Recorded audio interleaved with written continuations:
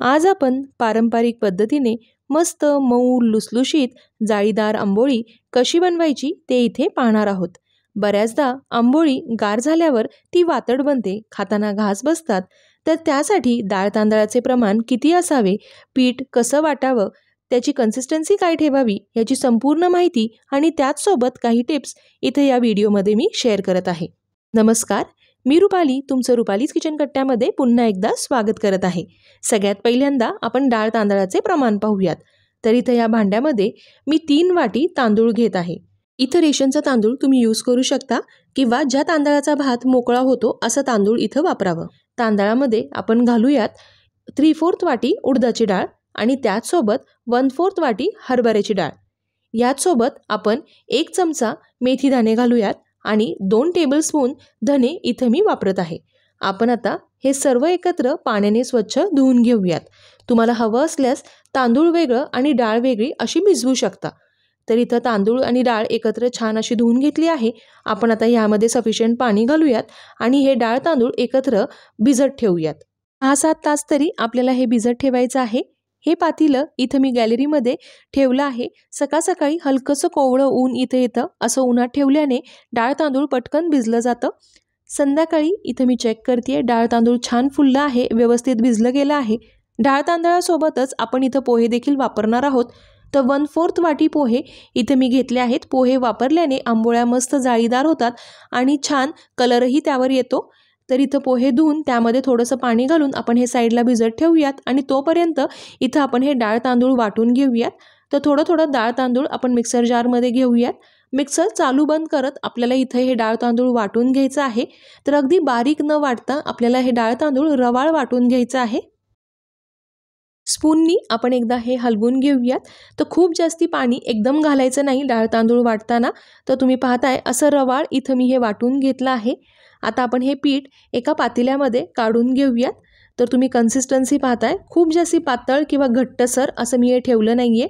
सगळ्यात शेवटी राहिलेल्या डाळ तांदळामध्ये आता भिजवलेले पोहे घालून आपण आता हे सर्व एकत्र वाटून घेऊयात। मिक्सर खूप जास्ती वेळ चालू ठेवून तो गरम होऊ द्यायचा नाही। तर वाटलेलं पीठ इथं सर्व मी या पातेल्यामध्ये काढून घेतलं आहे। आपण आता मस्त एकत्र हे छान असं हलवून घेऊयात। तर इथं हे पीठ घट्टसर ठेवलं तर ते छान फुलून येत नाही। तर अगदी पातळ न बनवता असं मीडियम कन्सिस्टन्सीचं हे पीठ ठेवायचं। आपण आता हे झाकून उबदार ठिकाणी ठेवूयात। तर इथं गॅस ओट्यावरच मी हे पातेलं ठेवलं आहे। पातेल्याला आतमध्ये ब्लँकेटनी कव्हर केलं आहे आणि वरून अशा जाड टॉवेलनी कव्हर केलं आहे, म्हणजे ऊब छान भेटेल। दुसऱ्या दिवशी सकाळी इथं मी चेक करत आहे। तर तुम्ही पाहताय पीठ किती छान फुलून आलं आहे, मस्त जाळी पिठाला पडली आहे। बरेच जण हे पीठ कुकरमध्ये किंवा ओव्हनमध्ये देखील रात्रभर ठेवतात। तसं केलं तरी चालेल किंवा ही सोपी पद्धत वापरली तरी चालेल। एकदा आपण हे पीठ व्यवस्थित एकत्र मिक्स करून घेऊयात। जितक्या आंबोळ्या आपल्याला बनवायच्या आहेत त्यासाठी दुसऱ्या एका भांड्यामध्ये पीठ काढून घ्यायचं। मिठाचं प्रमाण चुकू नये म्हणून एकदम ह्याच पिठामध्ये मीठ घालायचं नाही। तर इथं या भांड्यामध्ये पीठ काढून घेतलंय, यामध्ये चवीपुरतं मीठही घातलंय। एकदा आपण हे व्यवस्थित एकत्र मिक्स करून घेऊयात। तर तुम्ही इथं या पिठाची कन्सिस्टन्सी पाहताय, डोशासाठी जसं पीठ पातळ असतं तसं पातळसर इथं हे पीठ नाहीये। तर पुढे आपण आता आंबोळ्या बनवायला घेऊयात। तर गॅसवर इथं मी हा भिडाचा तवा गरम करायला ठेवला आहे। तवा गरम झाला की यावर आपण थोडंसं तेल किंवा तूप लावून घेऊयात आणि मग पळी दीड पळी पीठ इथं मी घेतलं आहे। पळीनेच अगदी अलगद हाताने आपण हे पीठ पसरून घेऊयात। खूप जास्ती पातळसर करायची नाही, आंबोळी ही थोडी जाडसरच असते। गॅसची फ्लेम इथं मी मीडियम टू हाय ठेवली आहे। आपण यावर थोडंसं तूप घालूयात आणि मग 1 मिनिटभर आपण यावर झाकण ठेवून वाफ काढून घेऊयात। मस्त जाळी आंबोळीवर आली आहे आणि छान स्पॉन्जीही झाली आहे। आपण आता ह्याच्या साईड सोडून हिला पलटी करून घेऊयात। दोन्ही साईडनी आपण आंबोळी मस्त गॅसच्या मीडियम टू हाय फ्लेमवर आपण ही शेकून घेणार आहोत। तर छान स्पॉन्जी जाळीदार आंबोळी इथं झाली आहे, ही आपण एका प्लेटमध्ये काढून घेऊयात। पुढची आंबोळी बनवण्या अगोदर तव्याचं टेम्परेचर ॲडजस्ट करायला यावर आपण थोडंसं पाणी घालून नॅपकिननी ते पुसून घेऊयात आणि मग आंबोळी बनवायला घेऊयात। तुम्ही पाहताय पीठ किती सरसरीत आहे, अगदी पटकन तव्यावर ते पसरलं जात आहे। आंबोळ्या लो फ्लेमवर बिलकुल भाजायच्या नाही, नाहीतर मग त्या कडक आणि वातड बनतात। दुसरी गोष्ट, तेलाऐवजी तूप वापरल्याने आंबोळ्याला मस्त कलर येतो आणि त्या छान खरपूसही होतात।